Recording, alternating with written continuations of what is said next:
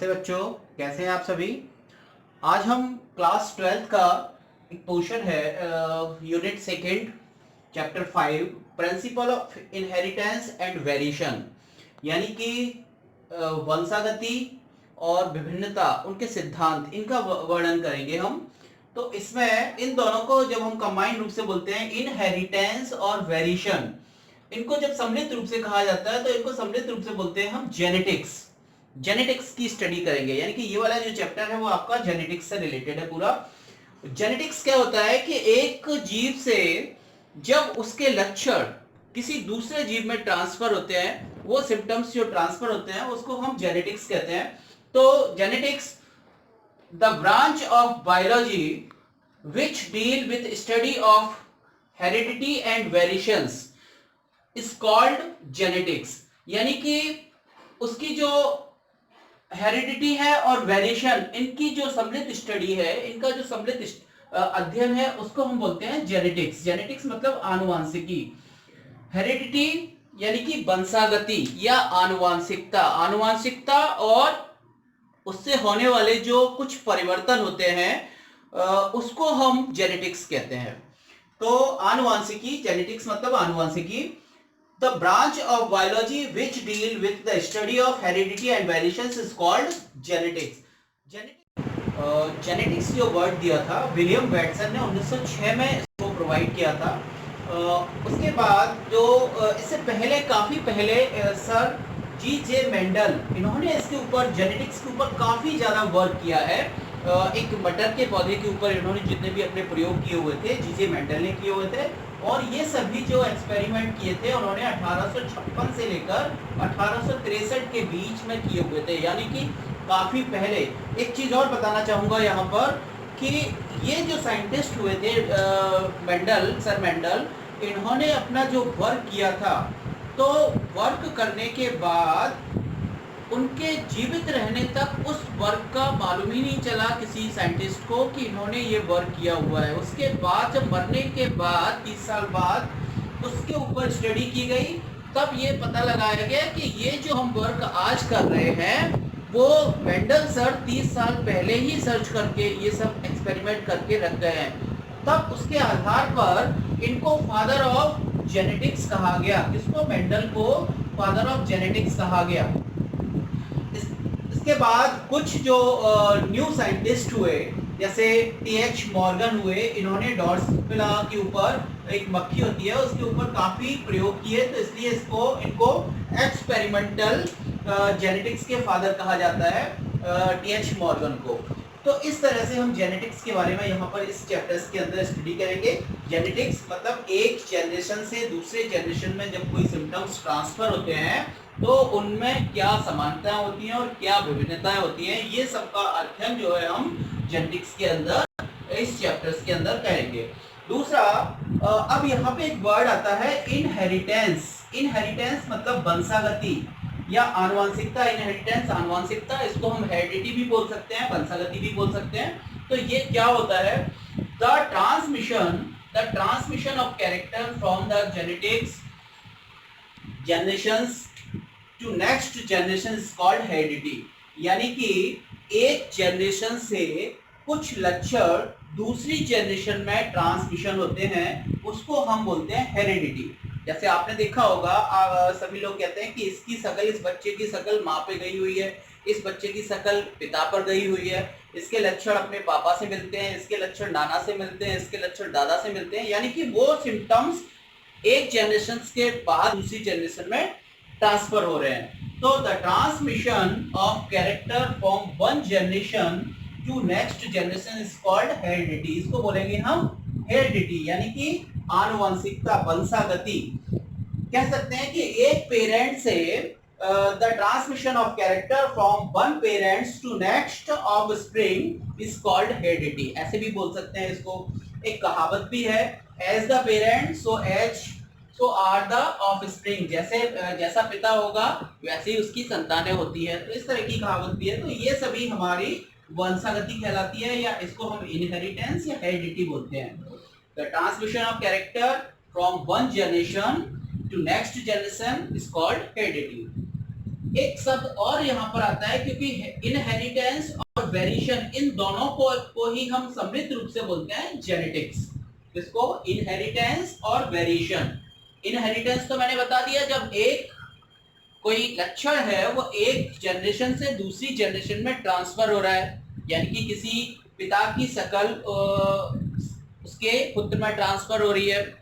अब आपने देखा होगा कि जो ट्रांसफर होता है, जो लक्षण ट्रांसफर होते हैं वो हूबहू नहीं होते, कुछ चेंजेस हो जाता है। यानी कि कह सकते हैं उसकी आंखें उसके पिता से मिल रही है, उसकी नाक उसके पिता से मिल रही है, हो सकता है उसकी लगभग 60-70% शकल उसके पिता से मिल रही है उस बच्चे की। तो इस तरह से हूबहू नहीं होता। अब जो वेरिएशंस हुए, यानी कि जो नए लक्षण उसके बच्चे के अंदर जो पैदा हुए हैं, उसको हम क्या कहेंगे? उसको कहेंगे variations. The difference found in the member of one type of species is called variations. यानी कि कुछ जो लक्षण होते हैं, कुछ जो डिफरेंस टाइप के जो लक्षण होते हैं, वो एक जनरेशन से दूसरी जनरेशन में जो नए ट्रांसफर हो जाते हैं, उसको बोला जाता है वेरिएशन। ये वेरिएशंस जो है वो दो तरह का होता है, एक सोमेटिक टाइप का होता है, दूसरा जेनेटिक टाइप का वेरिएशन होता है। जैसे आपने देखा होगा, मान के चलिए हम इंडिया में रहते हैं, तो केरल के लोग यदि आपके पास यहाँ पे आ जाए तो उनको आप देख के बता देंगे कि ये केरल का है। दूसरा, कोई मान के चलिए कोई नेपाल से आ जाए तो आप देख के बता दोगे ये नेपाली है। कोई चाइना से आ जाए तो आप देख के बता दोगे ये चाइना का है। कोई तिब्बत का आ जाए तो आप देख के बता दोगे। मतलब उनका जो फिजिकल जो स्ट्रक्चर होता है या उसकी जो शकल होती है वो थोड़ी सी उस वातावरण के अकॉर्डिंग चेंज हो जाती है। इसको तो बोलते हैं हम क्या? Somatic variation. एक होता है जेनेटिक वेरिएशन। जेनेटिक वेरिएशन ऐसे कि एक पिता की जो संतानें हैं तो वो सभी थोड़ी डिफरेंस हो जाती हैं, उनमें शकल चेंज हो जाती है, हूबहू तो नहीं होता। तो ये वाला जो वेरिएशन होता है वो जेनेटिक वेरिएशन होता है। तो इस तरह से दो तरह का वेरिएशन होता है। एक वातावरण के कारण उत्पन्न होने वाला जो वेरिएशन है वो कहा जाएगा सोमेटिक वेरिएशन। दूसरा, जो जेनेटिकल जो वेरिएशन चेंज हो रहा है, एक पिता से उसकी संतानों में जो वेरिएशन जा रहा है, तो वो वाला वेरिएशन जो होगा वो जेनेटिकल वेरिएशन होगा। आपने ऐसा भी देखा होगा, कुछ जुड़वा बच्चे हो जाते हैं तो जुड़वा बच्चों की जो शक्लें हैं वो सेम होती हैं। किनके कंपैरिजन में? जो एक एक करके जो पैदा होने वाले बच्चे होते हैं उनके कंपैरिजन में जो जुड़वा बच्चे होते हैं उनकी शक्लें सेम होती हैं। क्यों? क्योंकि उनकी जो उत्पत्ति है एक ही एम्ब्रियो से हो रही है। तो इस तरह का जो वेरिएशन होगा वो जेनेटिकल वेरिएशन होगा। तो अब आपके समझ में आया जेनेटिक्स क्या होता है? जेनेटिक्स हेरिडिटी और वेरिएशन। जब हम किसी इस जेनेटिक्स के अंदर हम दोनों का स्टडी करेंगे, इनहेरिटेंस की भी स्टडी करेंगे और उससे होने वाले वेरिएशन की भी स्टडी करेंगे। तो इन दोनों की जो स्टडी है उसको हम बोलते हैं जेनेटिक्स। इसके बाद इनहेरिटेंस क्या होता है? जब एक पेरेंट से उसके जो सिम्टम्स हैं वो दूसरी जनरेशन में ट्रांसफर हो रहे हैं, उसको बोला जाएगा इनहेरिटेंस। और वेरिएशन किसको बोला जाएगा? जो उसमें चेंजेस जा रहे हैं, उस संतानों में जो होने वाले जो परिवर्तन है, जो चेंजेस हो रहे हैं, उसको कहा जाएगा क्या? वेरिएशंस। तो वेरिएशन जो होते हैं वो दो तरह के होते हैं, सोमेटिक वेरिएशन होते हैं और जेनेटिकल वेरिएशन होते हैं। यानी कि जो एटमॉस्फेयर के कारण जो उत्पन्न होने वाले, वातावरण के कारण जो उत्पन्न होने वाले वेरिएशन होते हैं वो सोमेटिक वेरिएशन होते हैं। जो जेनेटिकल वेरिएशन जो चेंज हो रहे हैं, एक पिता से होने वाले वेरिएशन उसकी संतानों में जा रहे हैं, मतलब पिता जैसी शकल उसके पुत्र की नहीं होगी। क्यों नहीं होगी? आपने एक जब हम साइटोलॉजी पढ़ाएंगे आपको, या आपने थोड़ा सा स्टडी की होगा प्रीवियस क्लासेस में, तो उसमें एक जब सेल डिवीजन होता है, तो सेल डिवीजन में मियोसिस जो सेल डिवीजन होता है उसके अंदर एक बहुत इंपॉर्टेंट रिएक्शन होती है, क्रॉसिंग ओवर। उस क्रॉसिंग ओवर में क्या होगा? जो कैरेक्टर्स होंगे वो आपस में आधे आधे बढ़ जाते हैं और कुछ नए चेंजेस, क्रॉस जैसी स्ट्रक्चर बनता है। उससे एक क्रोमोसोम्स से दूसरे जो क्रोमोसोम्स बनेगा उसमें नए लक्षण का सेपरेशन हो जाएगा, नए लक्षण कुछ क्रिएट हो जाएंगे। तो इस तरह का जो होगा वो जेनेटिकल वेरिएशंस के कारण हो जाता है। तो इस तरह से ये इस चैप्टर्स के अंदर हम जेनेटिक्स और जेनेटिक्स के अंदर हम इनहेरिटेंस और वेरिएशंस की स्टडी करेंगे। अब इस सब के बारे में जो सर मेंडल ने बहुत ज्यादा काम किया हुआ था। मेंडल एक चर्च के फादर के रूप में कार्य किया वहां पर, और वहीं पर रहते हुए उन्होंने 1856 से 1863 तक अपने कार्य किए। लगभग 7 साल उन्होंने कार्य किया। उन 7 साल में उन्होंने जो वर्क किया, तो कुछ लॉ दिए उन्होंने, कुछ नियम दिए, जिसको हम आज भी मेंडल के नियम्स के रूप में पढ़ेंगे, लॉ ऑफ मेंडल्स। अब इन्होंने जो वर्क किया हुआ था वो मोस्टली मटर के पौधे पर किया हुआ था, पी प्लांट्स के ऊपर। पी प्लांट्स चुनने का भी एक कारण था। मटर का पौधा ही मेंडल्स ने क्यों चुना? क्योंकि एक तो क्या होता है, वो हर्ब होता है, एनुअल प्लांट्स होता है। एनुअल प्लांट्स के अलावा यदि हम चाहें तो उसको साल में 2 बार भी प्राप्त कर सकते हैं। दूसरा उसका ये था कि उसके अंदर जो फ्लावर्स थे, फ्लावर्स पर क्रॉस पॉलिनेशन आराम से कराया जा सकता था सेल्फ पॉलिनेशन की अपेक्षा, क्योंकि उनके फ्लावर का जो स्ट्रक्चर था थोड़ा सा डिफरेंट टाइप का होता था। तो ये कुछ लक्षण थे जिसके आधार पर मेंडल ने उस प्लांट्स को, पी प्लांट को चुना। अब इसमें जो मेंडल ने मटर की जो पौधे लिए, उसमें कुछ 7 लक्षण लिए, 7 कैरेक्टर उन्होंने लिए। कौन कौन से 7 कैरेक्टर थे? और उसमें कुछ कैरेक्टर जो थे, ये तो मैं कैरेक्टर बताऊंगा आपको, कुछ जो कैरेक्टर थे वो डोमिनेंट कैरेक्टर थे, कुछ जो कैरेक्टर थे वो रिसेसिव कैरेक्टर थे। यानी कि ये वाले जो कैरेक्टर थे वो प्रभावी थे, और ये वाले जो कैरेक्टर थे अप्रभावी कैरेक्टर थे। मतलब अप्रभावी, जो प्रभावी कैरेक्टर होगा वो उस अप्रभावी के ऊपर हावी हो जाएगा, वो उसको छुपा देगा। कहने का मतलब ये है, जैसे फर्स्ट उन्होंने लक्षण लिया था फ्लावर कलर। फ्लावर का जो कलर होता है, तो मटर के पौधे की बात कर रहे हैं यहाँ पे। मटर के पौधे में फ्लावर का जो कलर उन्होंने लिया, रेड वाला जो कलर था वो कैसा था? डोमिनेंट कैरेक्टर था। और व्हाइट जो था वो रिसेसिव कैरेक्टर था। यानी कि जो रेड था वो प्रभावी लक्षण था, और सफेद जो था वो अप्रभावी लक्षण था।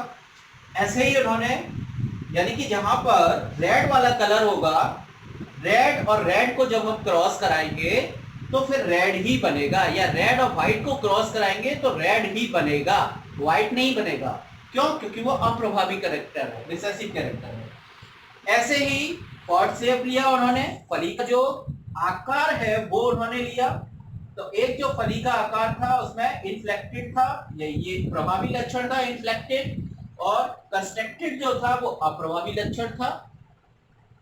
इसके बाद उन्होंने पॉड कलर लिया, पॉड का जो फली का कलर लिया, ग्रीन वाला जो कलर था वो डोमिनेंट कैरेक्टर था। ऐसे ही उन्होंने जो येलो जो कलर था वो रिसेसिव कैरेक्टर था। ग्रीन डोमिनेंट और येलो जो था वो रिसेसिव कैरेक्टर था। ऐसे ही उन्होंने सीड का शेप लिया, सीड जो शेप लिया उन्होंने, तो सीड शेप में एक राउंड जो था, उसका शेप, राउंड जो शेप था वो कैसा था? प्रभावी था। और रिंकल्ड जो था वो कैसा था? अप्रभावी था। आपने देखा होगा जो घरों में जो मटर बनती है, खाने के रूप में बनती है, ग्रीन कलर की जो मटर होती है वो कैसी होती है? पिचकी हुई होती है, थोड़ी सी रिंकल्ड होती है। और कभी आपने टिक्की वगैरह खाई होगी, चाट वगैरह खाई होगी, तो उसमें जो पीली वाली जो मटर होती है वो कैसी होती है? फूली हुई होती है। तो जो फूली हुई थी वो राउंड शेप थी। मार्केट में आप जाना किसी दुकान पर, तो उससे पीली वाली मटर मांगना, पीली वाली मटर और ग्रीन वाली मटर। तो जो ग्रीन वाली मटर होगी वो थोड़ी सी पिचकी हुई होगी, और जो येलो मटर होगी वो राउंड शेप होगी। तो राउंड वाली जो मटर थी वो कैसी थी? प्रभावी थी। और जो रिंकल्ड थी वो अप्रभावी थी, रिसेसिव कैरेक्टर थी। ऐसे उसके कॉटिलेडॉन जो कलर, मटर के अंदर जो उसके बीज पत्र होते हैं, कॉटिलेडॉन होते हैं, वो येलो वाला जो था वो डोमिनेंट कैरेक्टर था, ग्रीन वाला जो कैरेक्टर था वो रिसेसिव कैरेक्टर था। इसके बाद इन्होंने लिया फ्लावर की पोजीशन, कॉटिलेडॉन हो गया। फ्लावर की पोजीशन, फ्लावर की जो पोजीशन थी वो एक्सियल कैसी थी? प्रभावी, यानी कि उसके कक्षों में लग रहे हैं। जैसे ये प्लांट्स है और यहाँ पर फ्लावर्स यहाँ पर लग रहे हैं, ये वाली कैसी थी? डोमिनेंट कैरेक्टर थी। और एक्सियल जो थी, टर्मिनल वाली जो थी, ये अप्रभावी थी। जैसे टर्मिनल, टर्मिनल के ऊपर लगेंगे, एक्सियल यहाँ पे लगेंगे, है ना। तो इस तरह के जो थे ये टर्मिनल जो थी वो उसकी रिसेसिव कैरेक्टर थी। ऐसे उन्होंने लिया हाइट प्लांट, प्लांट की जो लंबाई थी वो तो प्रभावी लक्षण है, डोमिनेंट कैरेक्टर है, और ड्वार्फ जो है, बौना पौधा जो है, वो अप्रभावी लक्षण है। यानी कि ये टैल वाला जो प्लांट है वो इसके ऊपर डोमिनेंट होगा। रेड वाला जो कलर, इसका फ्लावर का जो कलर है वो व्हाइट के ऊपर डोमिनेंट होगा। तो इस तरह के उन्होंने 7 लक्षण ये मटर के पौधे में लिए, और ये जो 7 लक्षण लिए इसके आधार पर ही उन्होंने अपने लॉ दिए। कुछ मेंडल्स ने 3 लॉ दिए हुए हैं, उसके बारे में हम आगे चर्चा करेंगे नेक्स्ट इसमें। तो इस तरह से ये इसका ये टॉपिक आपका यहाँ पे होता है, ठीक है। इसके बाद हम और थोड़ा सा देखते हैं।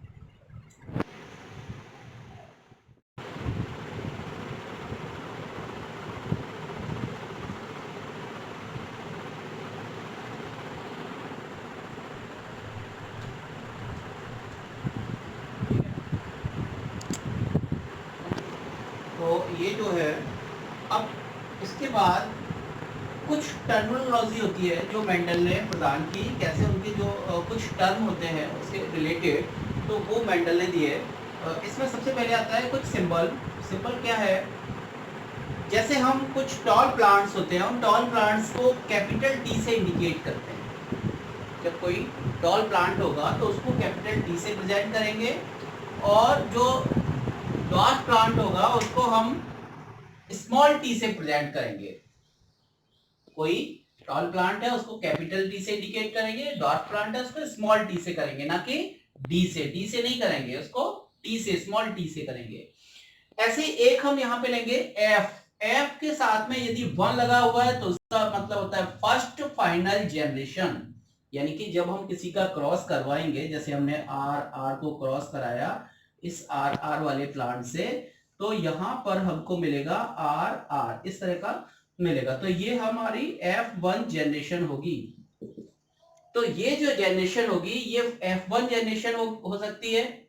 इसके बाद हम अगला क्रॉस फिर से कराते हैं तो उसको हम F2 जनरेशन कहेंगे। ऐसे ही बढ़ते जाएंगे तो F3 जनरेशन भी होगी, F4 जनरेशन बढ़ती जाएगी। तो इस तरह से ये F1 जनरेशन हो गई, तो ये F1 से इंडिकेट करेंगे। इस तरह का जब हम क्रॉस लगाएंगे तो क्रॉस का मतलब ये है, ये क्रॉस मैंने लगाया है, इस वाले प्लांट्स को इस वाले प्लांट से क्रॉस करवाया, आपस में क्रॉस करवाया, दोनों प्लांट्स को पॉलिनेशन कराया, तो ये क्रॉस के लिए इंडिकेट करते हैं। ये वाला जो सिंबल है इस तरह का, ये मेल गैमीट के लिए इंडिकेट करते हैं, ये मेल प्लांट्स है या मेल गैमीट है। ये वाला जो सिंबल है वो फीमेल के लिए इंडिकेट करते हैं इस तरह से, ओके।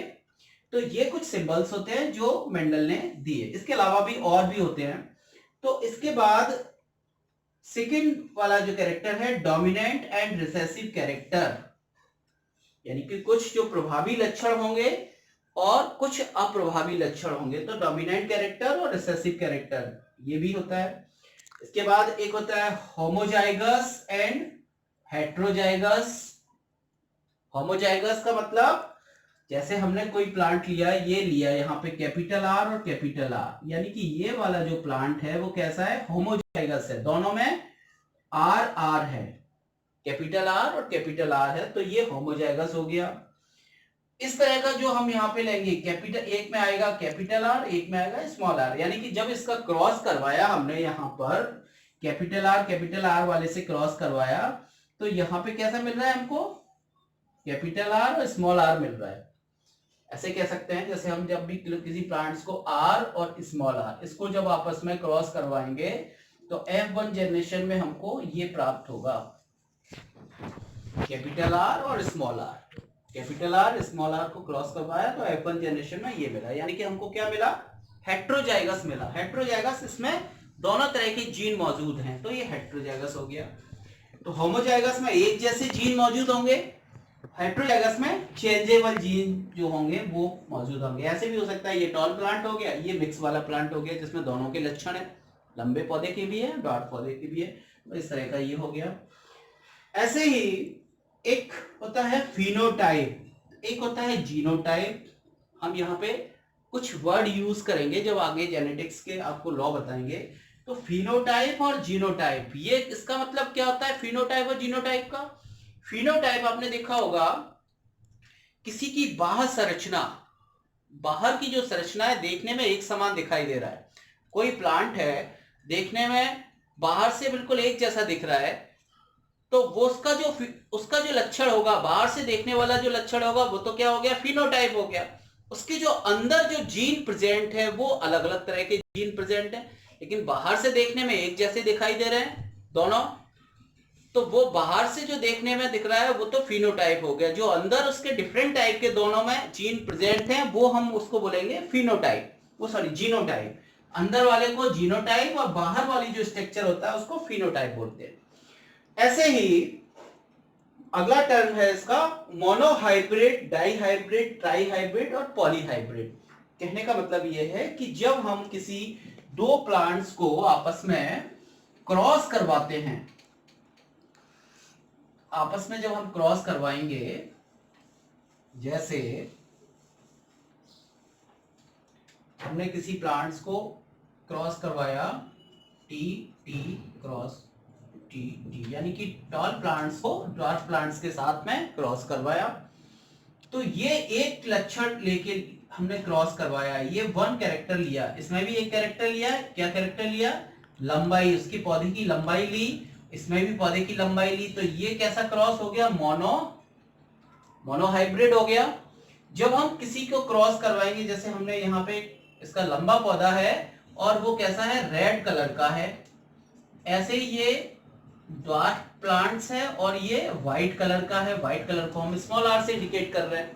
तो यहाँ पर हमने दो लक्षण ले लिए, एक लक्षण ये हो गया लंबाई पौधे की और ये हो गया इसका कलर। ओके, ऐसे ही यहाँ पर एक लक्षण हो गया इसकी लंबाई और ये हो गया दूसरा इसका कलर, यानी कि ये कैसा हो गया? डाइहाइब्रिड हो गया,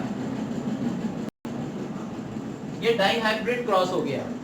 ऐसे ही जब हम तीन लक्षण ले लेंगे किसके, मान के चलिए हमने ये इसकी लंबाई भी ले ली और कलर भी ले लिया और फली का कलर भी ले लिया, फली का कलर मान के चलिए येलो ले लिया, और ऐसे ही इसमें भी ले लिया, लंबाई भी ले ली पौधे की, इसका कलर भी ले लिया, फ्लावर कलर भी ले लिया और उसकी फली का कलर भी ले लिया।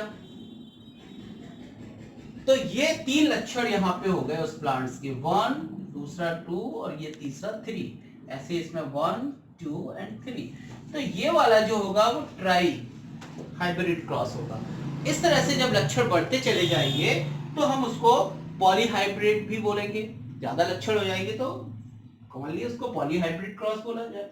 तो इस तरह के कुछ लक्षण जो है वो मेंडल ने लिए, उसके आधार पर कुछ नियम दिए अपने, जो मेंडल्स लॉ है वो हम आपको नेक्स्ट वीडियो में बताएंगे कौन कौन से लॉ दिए थे। तो ये इस तरह का आपको कुछ इंट्रोडक्शन हो गया इस चैप्टर्स के बारे में। अब इसमें आपको कुछ भी डाउट हो, कोई चीज ऐसी है वो समझ में नहीं आई है, तो वो आप कमेंट बॉक्स में जरूर डालें, शेयर करें और सब्सक्राइब करें। Okay, thank